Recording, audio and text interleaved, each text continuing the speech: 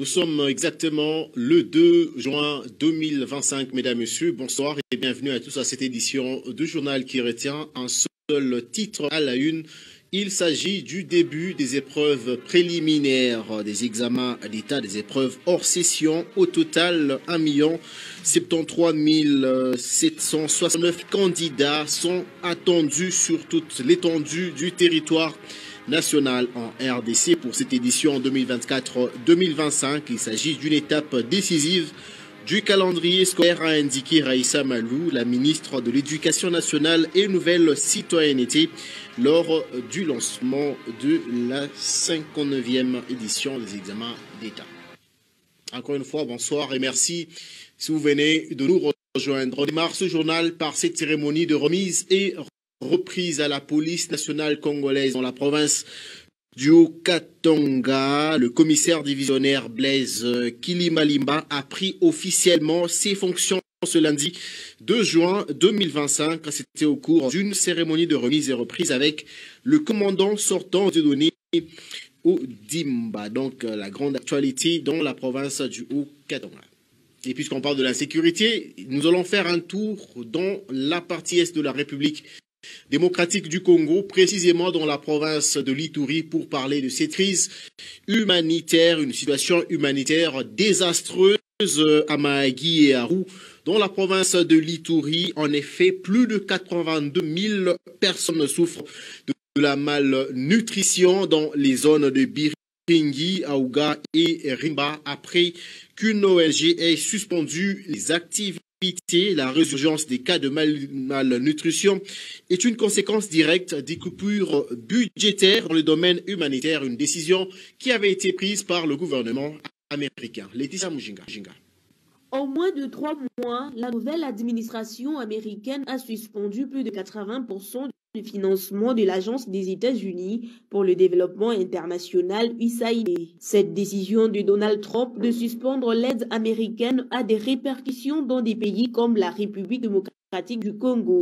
Plus de 82 000 personnes, dont les enfants de moins de 5 ans souffrant de malnutrition, sont privés de soins dans les zones de santé d'Aounga, Rimba, ainsi que la zone des Biringi, plus précisément dans la province de l'Ituri. La suspension de l'aide humanitaire a des très graves répercussions sur divers programmes, notamment ceux liés à la sécurité alimentaire, à la lutte contre le VIH-Sida ainsi qu'à la santé. En effet, les coûts budgétaires ont entraîné une baisse des financements pour l'aide humanitaire internationale, ce qui complique la situation pour les organisations qui dépendent de ces fonds. Notons que depuis le premier trimestre 2025, plus de 1700 cas de malnutrition ont été enregistrés en République démocratique du Congo. Ces retraits et la résurgence des cas de malnutrition sont la conséquence directe de coupures budgétaires dans le domaine humanitaire par le gouvernement américain. D'où l'appel des ONG humanitaires à ne pas prendre les coupures budgétaires comme une occasion de négliger les besoins prioritaires de bénéficiaires. Pour rappel, l'État américain a supprimé définitivement près de 5 800 des financements accordés dans le monde par USAID, d'un coût restant de 54 milliards de dollars dont dépend la majorité d'aides humanitaires en Afrique et en République démocratique du Congo. Signalant que des initiatives sont mises en place afin de trouver des solutions alternatives de financement pour maintenir les programmes d'aide en place.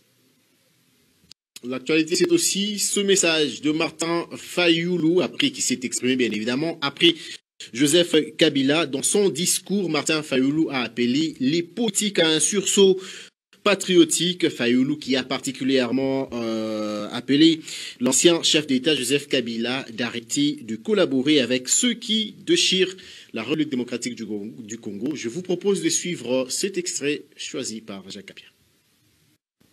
Nous vivons sans doute les heures les plus sombres de notre histoire. La balkanisation de notre pays que l'on redoute depuis 1960 n'est plus une menace lointaine. Et l'État marche à grands pas. Nous devons l'arrêter. Et pour cela, je m'adresse solennellement à 3 compatriotes, Corneille Nangaa, Joseph Kabila et Félix Tshisekedi. Monsieur Nangaa, je vous en conjure, cessez d'être complices des massacres de nos frères et sœurs. Cessez de livrer notre sol, nos vies et nos ressources aux forces étrangères. Le sang congolais ne peut plus couler avec votre complicité. Aucune ambition ne vaut le prix de la souffrance de tout un peuple. Monsieur Kabila, aucune raison, même stratégique, ne saurait justifier une collaboration avec ceux qui déchirent notre pays. Le chemin vers la rédemption de nos erreurs passées, c'est le dialogue, pas la compétition. Je vous exhorte de quitter Goma, cette ville martyre, aujourd'hui occupée avec la complicité des forces ennemies. L'histoire ne pardonne pas les trahisons, encore moins celles faites à la patrie. Monsieur Tshisekedi, vous avez le devoir de ne pas laisser notre génération être celle qui aura vu le Congo se désintégrer. J'en appelle à un sursaut d'honneur et de responsabilité. Je veux vous voir, non pas pour une faveur, mais pour une discussion directe, sans faux semblant, sans compromission, mais par patriotisme, afin de trouver une issue digne à cette crise existentielle. L'actualité, c'est aussi le lancement des épreuves hors session pour ce qui est des examens d'État édition 2024-2025. Au moins 1 73 700 candidats sont attendus sur le territoire national en République démocratique du Congo. Ces candidats sont repartis dans plus de 3000 centres. L'inspecteur général a confirmé que ces épreuves certificatives auront lieu même dans les zones sous occupation rebelle. C'est la ministre de l'Éducation nationale et nouvelle citoyenneté, Raissa Malou, qui a lancé les épreuves à Kinshasa en rappelant qu'il s'agit d'une étape plus importante, ou parmi les étapes les plus importantes, bien évidemment, du calendrier scolaire édition 2024-2025. Lubumbashi qui a aussi vibré au rythme du lancement des activités en rapport avec ces épreuves hors session de l'examen d'État. La cérémonie a vécu dans la province éducationnelle Katanga 1 et une province qui compte plus de 7000 candidats, nous disent Jacques Capia et Michel Olela. Pour la province éducationnelle Katanga 1, environ 7000 candidats finalistes sont attendus aux épreuves d'État hors session édition 2024-2025. Le lancement officiel est intervenu ce lundi 2 juin 2025 au collège La Bonté du quartier Bel Air dans la commune de Kampemba. Sur place, la malle contenant les items a été ouverte en présence des autorités et élèves. La malle est ouverte.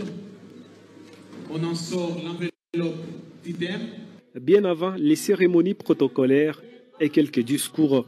Signalons également qu'il va s'agir de la 58e édition de l'examen d'État des missions des institutions en université. Du haut de la tribune, le vice-gouverneur de la province du Haut-Katanga, Martin Kazembe, a encouragé les candidats finalistes. Ce que vous allez faire aujourd'hui, ça fait partie de votre vie quotidienne. Parce que le prochain gouverneur, c'est vous. Le prochain ministre de l'Éducation, le maire de la ville, c'est vous qui allez remplacer. Au nom du gouverneur de province, je déclare ouverte cette session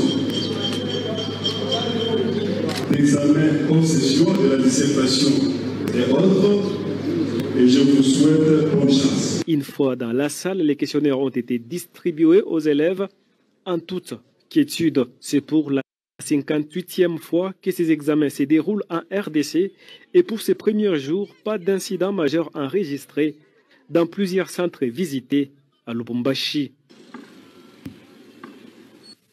Et c'est la même ambiance qui a régné dans la cité minière et frontalière de Kipushi, située à plus ou moins 30 km de Lubumbashi. Kipushi qui compte 3301 candidats, parmi lesquels de nombreuses filles.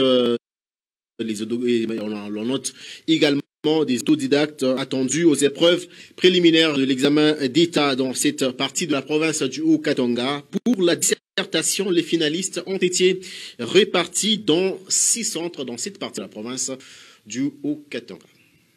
Des filles majoritairement inscrites aux épreuves préliminaires d'État à Kipushi, elles sont 3029 sur un total de 33 001 candidats. Comme au niveau national, la particularité de cette année est que ces épreuves interviennent au mois de juin, contrairement aux années précédentes. L'inspecteur chef de poule Edmond Chimbalanga fixe l'opinion. Nous avons fonctionné cette année avec 2 calendriers. Un calendrier normal qui a concerné les provinces où les écoles n'étaient pas en grève. Il y a aussi un calendrier réaménagé qui concerne les écoles dont les enseignants étaient en grève pendant un grand temps. C'est ainsi que, par rapport à l'ancien calendrier, les écoles ont suivi les évaluations formatives des écoles. Mais par rapport aux évaluations certificatives qui viennent de Kinshasa, comme ces évaluations sont les symboles de l'unité nationale, on devait se conformer pour que tout se passe au même moment. Le bourgmestre de la commune de Kipushi, Michel Kassonda, accompagné des autorités éducationnelles de la sous-division de Kipushi, ont donné le go de ces épreuves tout en encourageant ces candidats à donner le meilleur d'eux. Je vous ai donné Coréam. Vous avez travaillé pendant toute une année et voilà aujourd'hui, vous allez passer aux épreuves. Donc les questions qu'on va vous donner tantôt là, ça proviendra de la matière que vous avez apprise. Alors je vous demanderai d'être calme, d'être posé pour quand même produire un travail de qualité. Ceci, je vous souhaite bonne chance et que mon Dieu puisse vous assister tout au long de votre examen. À la sortie de leur salle d'examen, les finalistes ont livré leurs impressions. Et par rapport à aujourd'hui, l'examen qu'on a fait, la dissertation, pour moi, ça s'est bien passé. Je n'ai pas trouvé de difficultés. Malgré tout, comme on nous a déjà encadré, tout ça, je n'ai pas trouvé moi de difficultés. Tout était bon. Et Dieu merci, parmi les sujets que nous avons trouvés là-bas, il y a certains qu'on a eu à travailler à l'école. Et du coup, pour nous, c'était vraiment facile. On a eu le temps de raisonner, d'introduire, de développer ainsi que... Bon, ce que je peux garantir, c'est que c'était vraiment très facile et la réussite, il y en aura. Après la dissertation, les candidats finalistes seront face aux épreuves traditionnelles selon leurs opinions, déjà ces 3 juin avant d'affronter l'oral de français toujours au cours de cette même semaine. La propriété et la ponctualité, c'est ce qu'on a remarqué sur certains finalistes. Si pas tous les candidats, évidemment, à ces épreuves dans la ville de Lubumbashi, comme d'habitude, les survêtements ont été mis de côté en dépit du climat, un peu de fraîcheur qui fait actuellement à Lubumbashi. Lumière Moussaou et Michel Olela nous parlent de l'ambiance qui a régné dans la ville cuprifère. Pour le premier jour des examens préliminaires d'État 2024-2025, les finalistes de Lubumbashi ont tous fait preuve de sérieux. La propreté et la ponctualité étaient effectivement au rendez-vous. Pour arriver à l'heure à leur centre d'examen, les élèves ont usé de différents moyens de transport. Voitures, motos et tricycles étaient visibles dans les rues. Les cheveux bien coiffés, les garçons et les filles brillaient dans leurs tenues neuves en bleu et blanc. Ceux qui avaient encore leurs survêtements ont dû se défaire de leurs bulles. Comme chaque année, des petits marchés temporaires ont été installés, occasion d'offrir aux élèves des produits tels que du papier, des masques et des mouchoirs. Avant de se plonger dans leur épreuve, plusieurs élèves ont affiché un sourire et ont exprimé leur confiance. Je suis prête, la préparation était bien passée. La préparation était bonne. Oui, je suis prêt. Les examens d'État représente toujours un moment particulier pour les finalistes car ils sont conscients de l'importance des défis qui les attendent. Et au sortir de différentes salles d'examen, les finalistes de Lubumbashi se sont montrés beaucoup plus confiants. Pour la plupart, ils disent avoir bien affronté ou abordé la première épreuve qui est la dissertation. Ils se sont exprimés au micro de Jacques Capia, Michel Olela. Les épreuves se sont bien déroulées. C'était passable. C'était juste les histoires qu'on a déjà eu à voir en classe. Ça s'est bien déroulé, je dirais. Il n'y a pas de travail sans pause, ni pause sans travail. Selon moi, j'ai compris que c'est d'abord, premièrement, le travail qui est le socle de notre énoncé. Et à travers ces sujets, j'ai véhiculé un message que le travail est l'unique activité intellectuelle ou matérielle. Il n'y a pas de roses sans épines. Qui dit il n'y a pas de bonheur sans souffrance. Il n'y a pas de bonheur sans douleur. Ouais, il n'y avait rien de difficile. Mon sujet était de développer l'idée de Cana qui est le travail est la seule arme qui permet d'amoindrir les inégalités. Que pour arriver à des conclusions, pour arriver à diminuer les inégalités dans le monde, il n'y a pas plusieurs solutions. La seule solution à faire, c'est travailler dur. Car le travail est le seul chemin vers la réalisation de nos rêves. Sans le travail, on ne peut pas changer le monde. Sans le travail, on ne peut pas diminuer les inégalités de la vie. Et disons, pour la première journée, ça a quand même été, disons qu'on stressait, mais ça s'est très bien passé. Et le sujet que j'ai eu à développer, c'était tout ce que l'esprit de l'homme peut concevoir ou croire, il peut le réaliser. Et nous allons terminer ce journal par une note ou un mot de religion. L'année prochaine, donc 2026, la chapelle Regina Mundi, qui veut dire la reine du monde, totalisera 70 ans d'existence. L'ouverture de ce jubilé de platine a vécu le dimanche, c'était donc hier, 1er juin 2025, au cours d'une célébration eucharistique dite sous le préau du collège Imara. Cette messe qui a coïncidé avec la fête de l'Ascension à l'église catholique a connu la participation de plusieurs personnalités. Regardez. C'est dans la joie et l'espérance que les fidèles de la chapelle Regina Mundi ont ouvert l'année jubilaire pour les 70 ans de l'érection canonique. Sous le préau du collège Imara, de nombreux fidèles se sont joints aux religieux et religieuses pour fêter ce parcours symbole de maturité spirituelle. Tout a commencé par une célébration eucharistique dite par le père Trifon Kalimira sous le préau en présence de nombreux prêtres.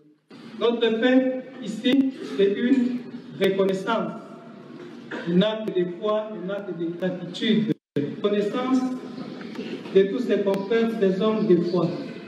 À cela, on ajoute aussi beaucoup de chrétiens, beaucoup de fidèles. L'Ascension fait naître à nous une confiance ferme. D'ailleurs, le nom ici, Imara, ça dit très bien. Imara, c'est-à-dire fermeté.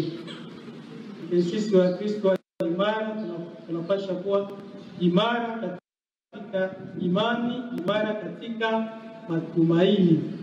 Pour le père Simon Moufouéji, recteur de la chapelle Regina Mundi, célébrer le jubilé est un signe de maturité de la communauté. Une grande joie, célébrer l'ouverture de 70 ans de cette chapelle.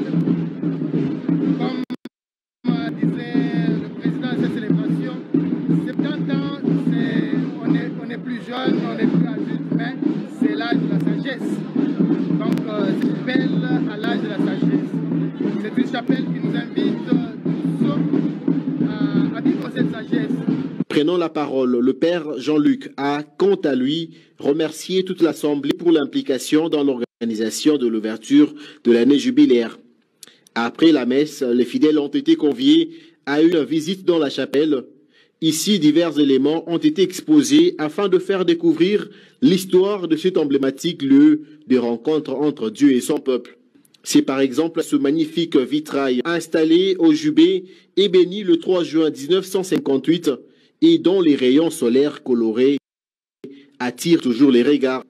À retenir aussi et surtout les 3 cloches de Regina Mundi, œuvre des anciens élèves de Don Bosco, indique Jacques Ilunga Kabangé. Les anciens élèves d'ici, à l'époque tous c'était des Européens, se sont entendus et ont fait fabriquer en Europe, plus précisément en Belgique, les 3 cloches qui sont là. La première c'est Renetta, qui fait allusion au père René-Marie Picon, et il y avait Elisabetta qui fait allusion à la ville d'Elisabethville, aujourd'hui Lubumbashi, et il y avait la cloche dite Josepha. Cette chapelle joue un grand rôle au sein de la paroisse Saint-Pierre-et-Paul. C'est une des chapelles pivot, c'est-à-dire base de la paroisse Saint-Pierre-et-Paul. Cette chapelle, qui totalisera bientôt 70 ans, mériterait d'être érigée en paroisse. 1956-2026, il s'agit de 70 ans d'une chapelle qui a mené une vie de foi en tant qu'une église vivante. En signe d'unité, la communauté religieuse de Regina Mundi et tous les fidèles ont eu un temps de partage en famille, une occasion d'échanger et surtout de partager les souvenirs de 70 ans. J'ai travaillé ici depuis 1970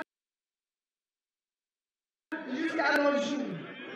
Ça fait 55 ans que je suis à Humeur. Signalons que plusieurs activités sont prévues pour célébrer ce jubilé de platine de la chapelle Regina Mundi. C'est en 2026 que l'année jubilaire s'est clôturée.